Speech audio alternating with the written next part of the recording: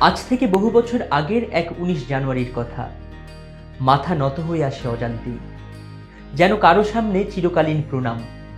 কিছু মানুষ থাকেন যারা শুধু অভিনেতা নন, একটি সময়ের অনুভূতি হয়ে ওঠেন। সৌমিত্র চট্টোপাধ্যায় তেমনই এক নাম। তার উপস্থিতিতে বাংলা সিনেমা শুধু গল্প বলেনি, শিখিয়েছে কিভাবে নীরবে কথা বলতে হয়, কিভাবে চোখের পাতায় জমে থাকা আবেগ দিয়ে পুরো একটা প্রজন্মকে ছুঁয়ে ফেলা যায়। ১৯৩৫ সালের ১৯ জানুয়ারির নদিয়ার কৃষ্ণনগরে জন্ম তার। কিন্তু ১৯৫৮ সালের ৯ আগস্ট সত্যজিৎ রায়ের ক্যামেরার সামনে অপু হয়ে দাঁড়ানোর দিনটিই যেন সৌমিত্র চট্টোপাধ্যায়ের নতুন জন্ম।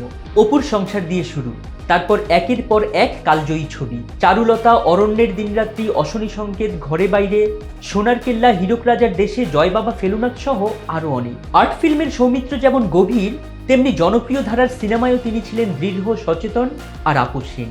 তিনি প্রমাণ করেছেন জনপ্রিয়তা আর শিল্পমান একসঙ্গেই হাঁটতে পারে। বিখ্যাত নির্মাতা সত্যজিৎ রায়ের গণ্ডি পেরিয়ে তপন সিনহা, মৃণাল সেন থেকে ঋতুপর্ণ ঘোষ, এরপর সৃজিত মুখোপাধ্যায়, সব প্রজন্মের পরিচালকের সঙ্গেই তার শিল্পসত্তা যেন নতুন করে জন্ম নিয়েছে। বড় পর্দার পাশাপাশি মঞ্চ ছিল তার নিঃশ্বাসের জায়গা। রাজা, লিয়ার, টিকটিকি, ঘটক বিদায়ে তিনি শুধু অভিনয় করেননি, বরং সময়কে ধরেছেন। আর আবৃত্তিতে তার দরাজ কণ্ঠ এখনো আকৃষ্ট করে শ্রোতাদের। ঘাটে ঘাটে ঘুরবো না আর, ভাসি আমার জীর্ণ তরী। পুরস্কৃত হয়েছেন জাতীয় চলচ্চিত্র পুরস্কার, পদ্মভূষণ, দাদাসাহেব ফালকে সহ আরো অনেক সম্মাননায়। কিন্তু তার চেয়েও বড় প্রাপ্তি দর্শকের ভালোবাসা। ২০২০ সালের ১৫ নভেম্বর তিনি চলে গেছেন জীবনের ওপারে। তবুও অপু, ফেলুদা হয়ে সৌমিত্র চট্টোপাধ্যায় বেঁচে আছেন সেলুলয়েডের পর্দায় আর আমাদের স্মৃতির গভীরতম আলোয়।